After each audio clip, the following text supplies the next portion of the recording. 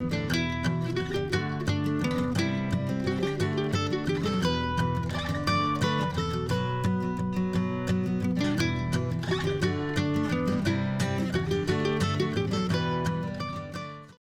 everyone. My name is Dr. Bill Roach, and today we're going to do another episode of Timeless Dialogues, and we're going to look at two things real quick. One is an absolutely, utterly hilarious article that I found concerning id.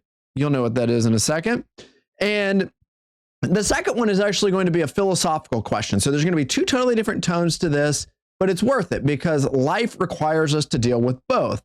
Now, for any of you who have been around here for any period of time, you know that sometimes, every now and then, when I want to have fun and I kind of want to mock the left for their utter foolishness, I will pull up a special edition. And today we're going to have one of those special editions, and it is an episode of Realville. Now, for those of you who do not know, Realville is an actual place. The mayor has passed along, but thankfully, we keep his vision alive in order to keep Mick Wokies, crazy leftists, those who have seemingly lost their minds before us. We can keep prodding that bear. We can have a lot of fun with them. And this is exactly what we're going to do. And some people wonder, well, what is Realville? Well, our founder himself says, I live in Realville. And my problem is that I'm governed by logic. And some of the claims that are made by people on the left just don't hold up. The left is driven by emotions and fear and by manipulation and by narratives and by word games and all the different ploys that make up, mean girls in today's world. And we're going to look at probably one of the funniest things that I've seen. But before we do, we have to have our special edition. So get ready, sit down, look at the screen real quick. Trumpet fanfare update time. Here we go, ladies and gentlemen. And here it is. All that you've been waiting for. Oh, Realville sign's got to go down. Here is what we have to look at. Interact. People who skip their COVID vaccines are at higher risk of traffic accidents, according to a new study. If you did not get your COVID vaccine, you are going to T-bone somebody. If you did not get your COVID vaccine, you're going to blow through red lights now. If you did not get your COVID vaccine, you might go and try to become a space astronaut and, probably not make it back from the moon. Do you see what's going on here? This is absolutely absurd. Let's just read through this. If you passed on getting the COVID vaccine, you might be a lot more likely to get into a car crash, or at least, these lovely little advertisements keeping the left going. There we go. Or at least those are the findings of a new study published this month in the American Journal of Medicine. Science. Science is now telling you that you have a greater chance of getting into a car wreck if you did not get the COVID vaccine. So look at what it says here. During the summer of 2021, Canadian researchers examined the encrypted government-held records of more than 11 million adults, 16% of whom hadn't received the COVID vaccine. The Latin phrase for all of that is bigius governmentis. They found that the unvaccinated people were 72% more likely to be involved in a severe traffic crash in which at least one person was transported to the hospital than those who were vaccinated. That's similar to the increased risk of car crashes for people with sleep apnea, though only about half of the people who abuse alcohol, researchers found. Oh, so just think, you have a greater percentage, if I'm reading this right, of getting into a car wreck without having your COVID vaccine than alcohol. The risk, or the excessive risk, of car crash posed by unvaccinated drivers, quote, exceeds the safety gains from modern automobile engineering advances and also imposes risks on other road users, the authors wrote. Of course, skipping a COVID vaccine does not mean that someone will get into a car crash. Instead, the authors theorize that people who resist public health recommendations might also neglect basic road safety guidelines And there we have it, my friends. Why would they ignore the rules of the road? Distrust the government, a belief in freedom, misconceptions of daily risk, faith in natural protections, antipathy towards regulation, poverty, misinformation, a lack of resources, and personal beliefs are potential reasons proposed by the authors. Blah, blah, blah, blah, blah, blah, blah. Let me translate that for you very, very clearly. If you do not follow the government and what they have to actually say about COVID, you are an individual who does not believe in science or the government or any other big tech government, blah, blah, blah, that's forcing information down your throats. You get the point? How do you say agenda? How do you say somebody is trying to hoodwink you? Do you not see how the left works? Do you not see why Realville is such a good topic for this? If you can create the narrative, you can control where you're trying to get people to go. Action, reaction, solution. Thesis, antithesis, synthesis. Propaganda. Have you ever heard of it? That's exactly what this is. Logic by no means can dictate that if you don't get the COVID vaccine, you're going to get in a car wreck.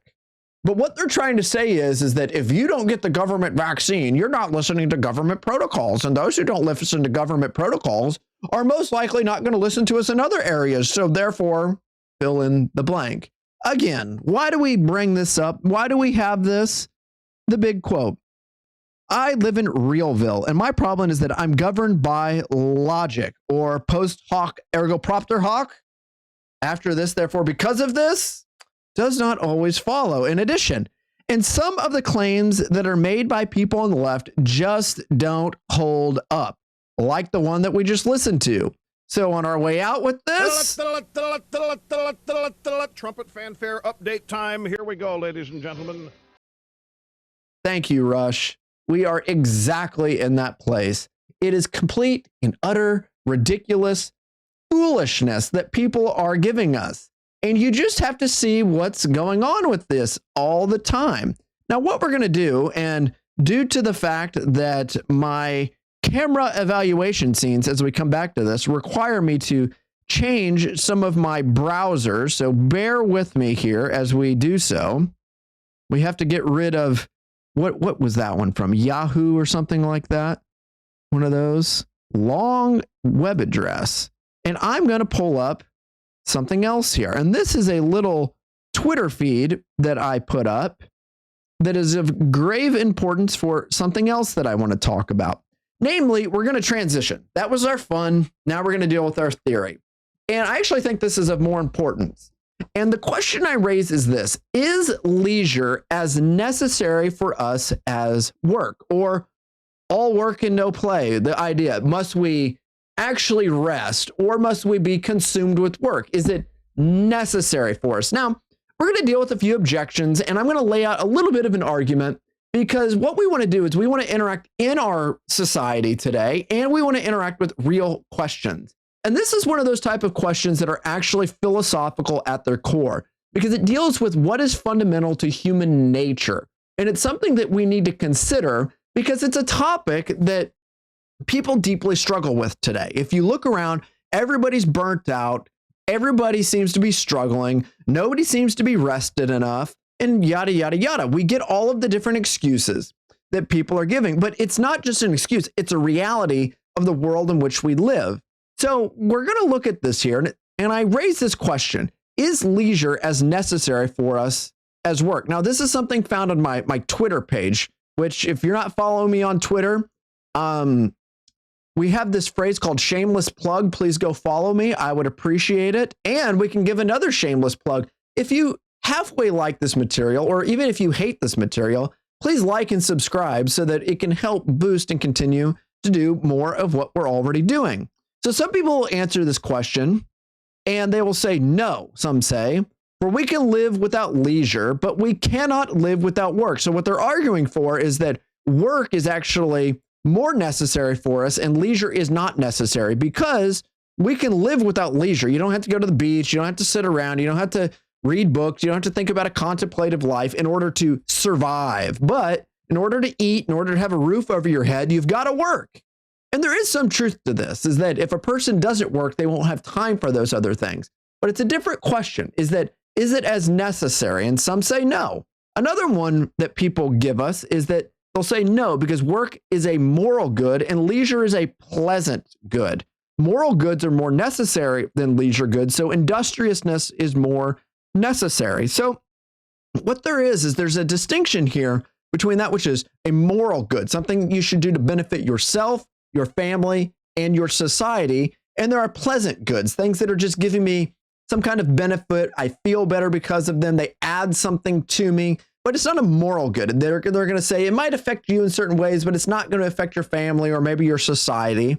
And because of this, we need to be committed more to industriousness because that's what's more necessary. Now, a few things to consider here, just on a practical level, is that when we consider this, we really have to see that there are real situations in life where people work too much and it affects them and their families and their society and much more. I mean, take the workaholic lady who never leaves the office, or the workaholic man who never leaves the office. They're there 2 hours later and so on and so forth. In fact, I knew this lady one time who was such a workaholic that 5 o'clock would hit. Everybody's running for the doors. She would clock out, go get a little drink of water or whatever she would do, and then work for like 3 hours off of the clock as an hourly job. That's crazy. But again, industriousness is more necessary. But as we're going to see, leisure is as necessary for us as work. And here's a few things to consider. See if I can click on these here. Let's hope this doesn't mess up, but we'll keep trying here. So I make this whole thing where I say, this seems, namely this idea of work is more necessary, seems to be an axiom of our age. We are workaholics and proud of it. We discuss around the proverbial water cooler how much we're working. When you talk to somebody in the gym, I'm busy. I'm very, very busy today. And we can never find time for leisure. You notice how you can't ever get together with people. Oh, I got to plan this dinner date 7 weeks in advance because I'm busy. I'm working. It's a mark of my identity. It's a badge of who I am.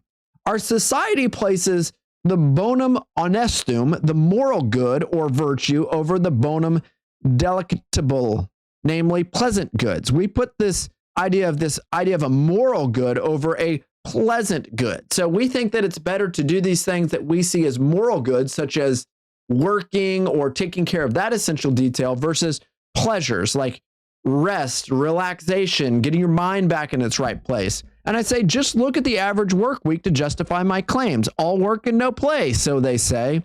That is truly where we live today. People work 70 hours. They never do anything for themselves. They tend to be out of shape, overweight, burn out, have no fun in life, all work and no play, so they say. But I continue to lurk here, and we see what this is. It's a diagnosis.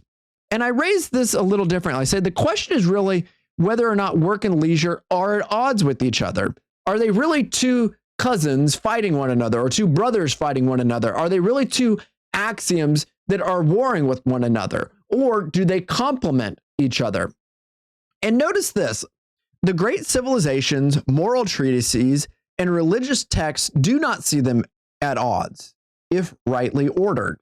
If you put things in their proper order, there seems to be a harmony between them. But if you don't do them in the proper order or with the proper amount, they seem to be at war with one another. And I talk about the great civilizations. This would be the Greco-Roman civilization. Both Greece and Rome recognize the value and the necessity of leisure. It makes us a better individual, which then benefits us in those other, quote, moral good areas of work and society. The great moral treatises, the great ethics books, Nicomachean Ethics from Aristotle, or the Republic from Plato, and religious texts such as the Bible, the Old and New Testaments, have a place for work. But modern society doesn't seem to have it. And it's interesting because modern society thinks that we're so much further along than those uneducated, deluded, unsophisticated, pre-enlightenment people. But there's something that seems to ring at the heart of the matter. They were happier than us. They enjoyed life more than us. They weren't burnt out as much as us. Now, give it, they also died from mosquito bites, which some of us actually do today also, or science wasn't as evolved, but you would actually think that those types of technological advances and advancements that we have so-called in society would give us more time for leisure. It's sort of like when you buy those things to help order your computer or all these different things, and we think, oh, I'll have more free time, which really you don't replace it with more free time, you replace it with more work.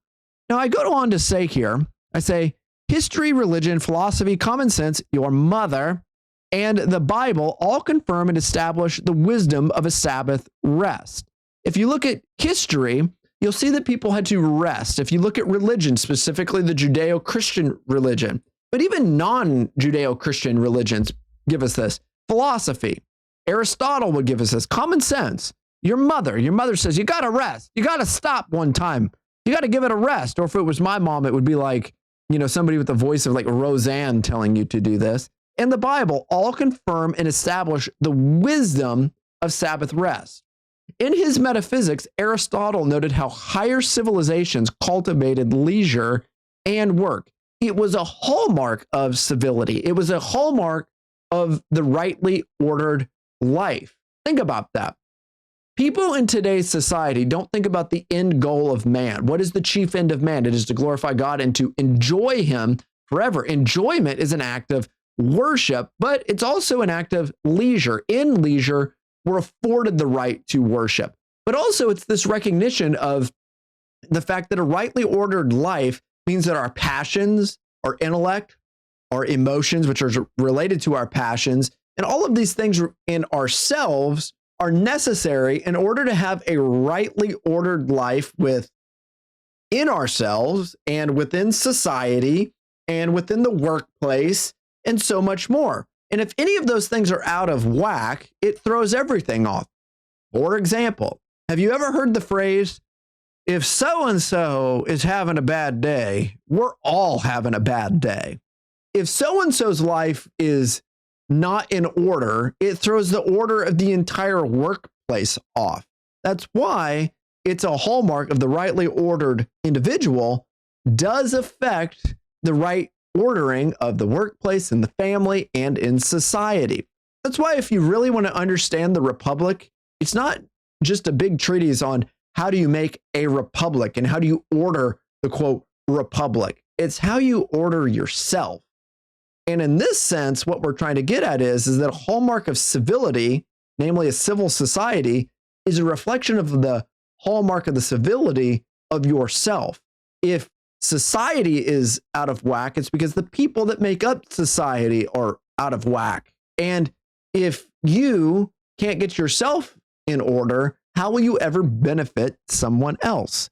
The hallmark not only of social ethics, but of personal ethics. Now, we look at this and I say, the great world religions insist upon the wisdom of both leisure and work. This is especially true of the Judeo-Christian religious tradition, which is the foundation of Western society. And I give this example. Jesus took time to praise Mary, who sat in leisure, more than Martha, who just worked. And my point is that we point to these religious and philosophical traditions because they really are the dominant modes of value judgments within Western society. We are the recipients of those, both good and bad. And if we're going to take sort of the pull of the people and the greatest number of people, we must look to the past, not just to the present.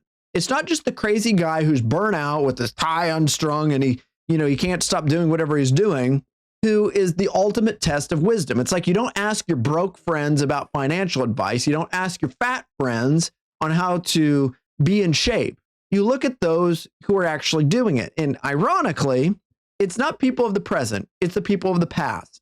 And you see this idea of a Sabbath. 6 days you work, 1 day we rest. The idea is that it's built into the foundation of Western society.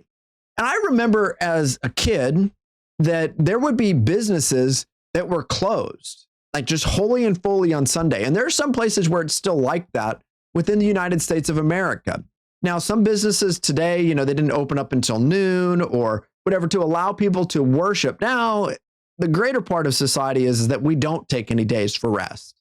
And it shows. In many respects, we have become a Martha in desperate need of a Mary. Now, it's not that they're pitted. You need both. You need work and you need leisure. But we've worked out leisure, or we turn leisure into something that absolutely destroys us in other regards. Leisure is taking a $10,000 vacation to some crazy place in which you're going to get drunk the whole time, not deal with the things that are actually important.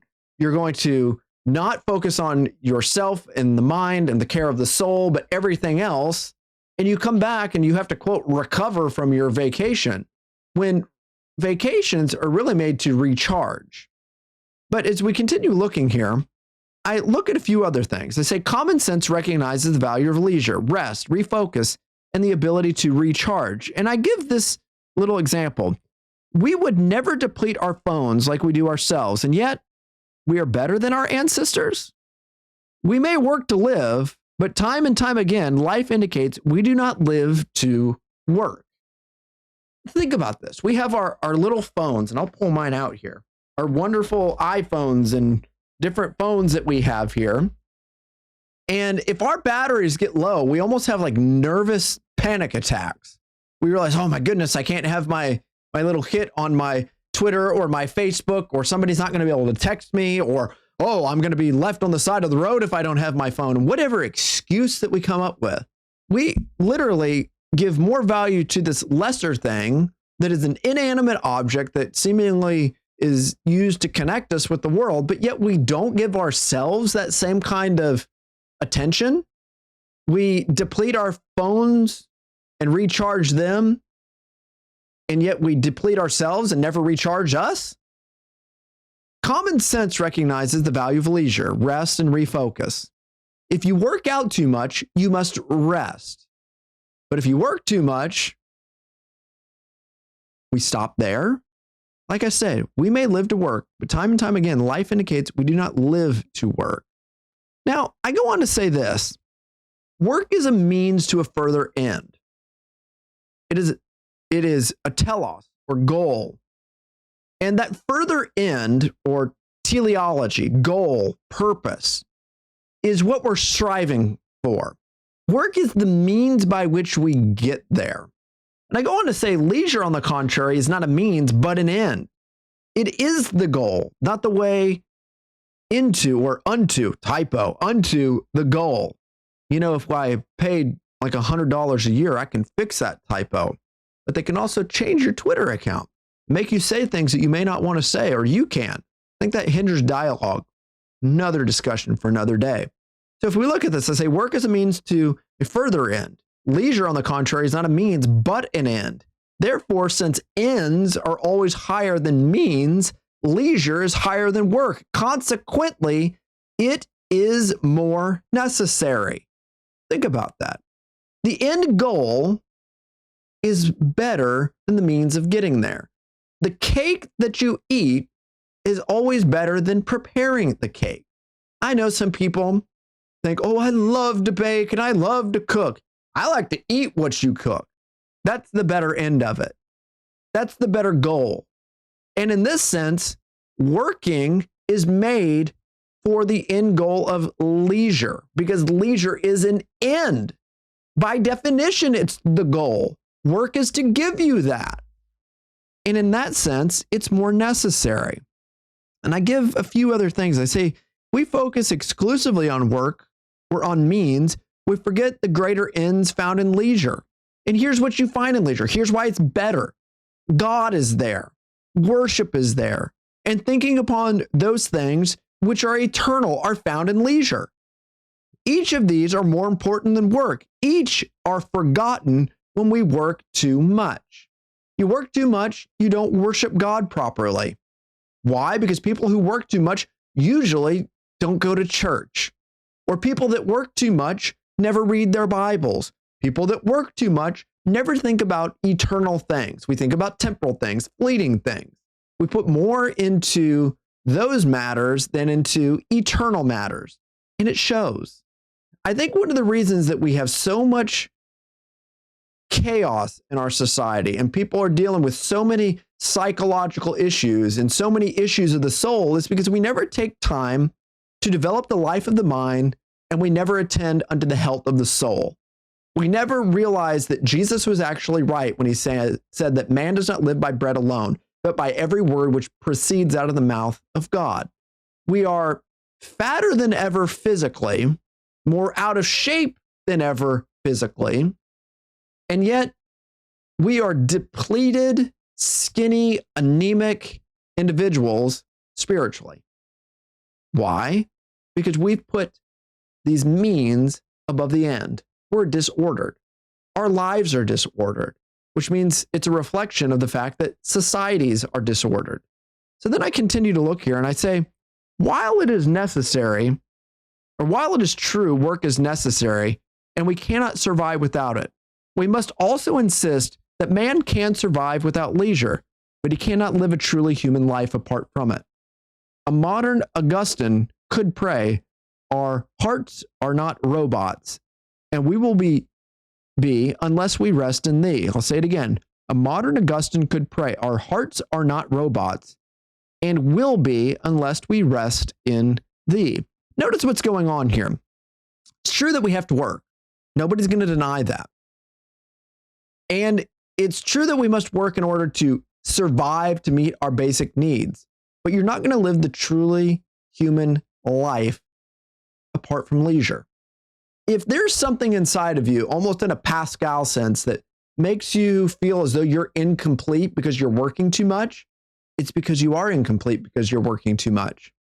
If your hearts feel like they're robots and that you're restless and that you're never at peace with something, maybe you need to cool down a little bit. Maybe you need to find a time of leisure. Maybe you need to think about all of those things that the ancients, the good philosophers, not the junk university philosophers out there, but the true philosophers, those who loved wisdom and the rightly ordered life.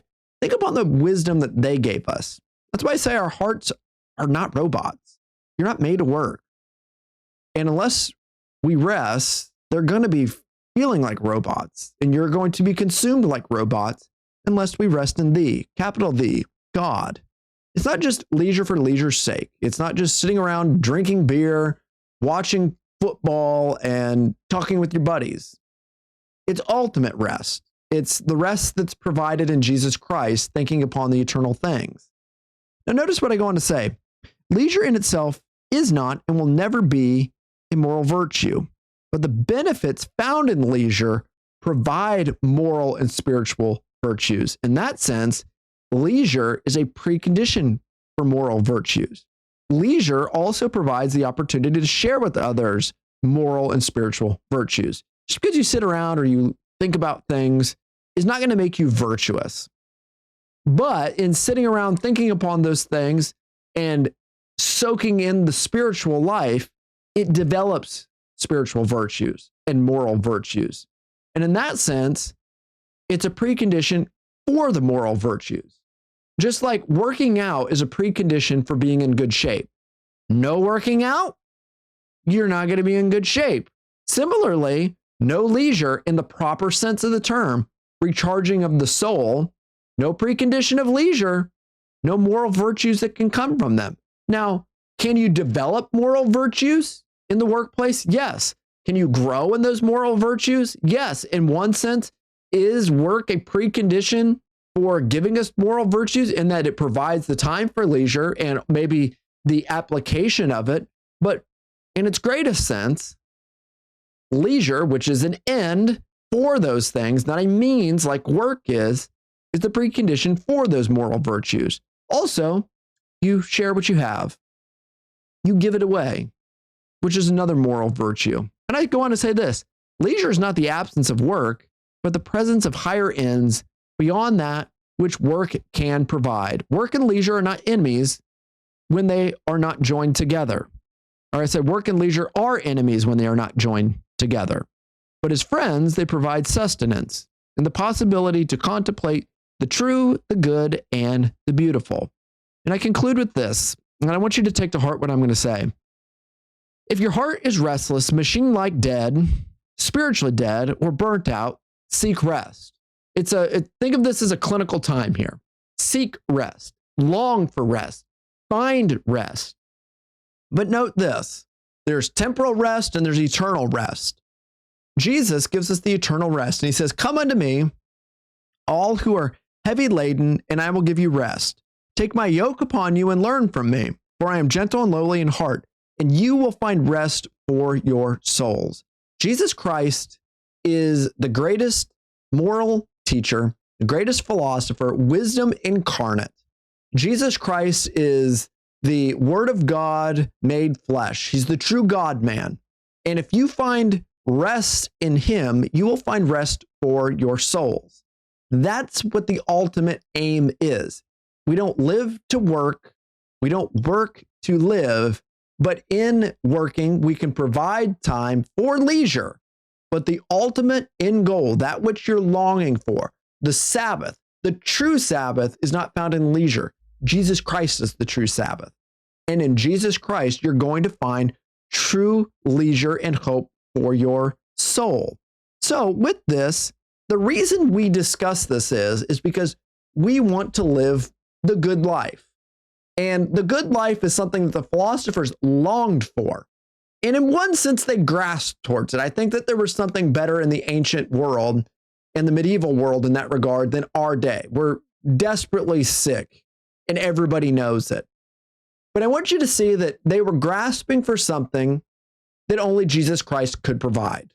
They were longing for a logos that's found in the logos of Jesus Christ, the Word of God made flesh, who is the true rest for our souls. So please do this.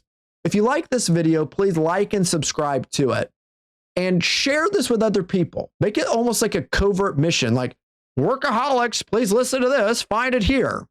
Because if you can benefit from this and it makes a change in your life because it's a real issue in society, give it to a friend who they can also give it to a friend. We change society, first of all, by, as Jordan Peterson says, cleaning up your own room. And Peterson's also right. In cleaning up your own room, you've changed one life, your life. But similarly, help those who are around you. Don't just get caught up with these big justice causes or whatever social justice, virtue signaling garbage they're going to tell you today. Pour into real people in real ways with practical means, and you're going to see a practical, significant difference. So again, thank you, and we're out. This is another episode of Timeless Dialogues.